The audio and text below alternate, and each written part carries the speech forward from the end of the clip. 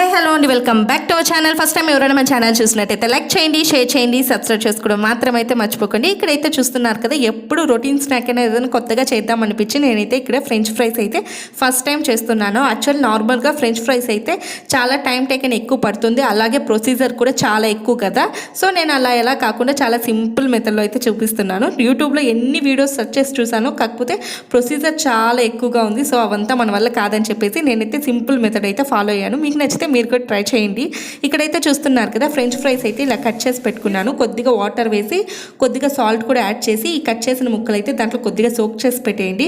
Soak చేసి పెట్టుకున్న తర్వాత ఒక 5 మినిట్స్ తర్వాత దాన్ని బయటికి తీసేసి పొడి క్లాత్తో దాన్ని తుడిచేసేసి ఇలా డైరెక్ట్గా డీప్ ఫ్రై చేసేసుకోవడమే. చాలా బాగా వచ్చింది నాకైతే. దాంతో కెచప్లోకి సర్వ్ చేసుకుంటే చాలా బాగుంటుంది. అలాగే కొద్దిగా చిప్స్ కూడా వేసాను. So please to subscribe our channel. Thanks for watching and by by. మన ఛానల్ సబ్స్క్రైబ్ చేసుకోండి.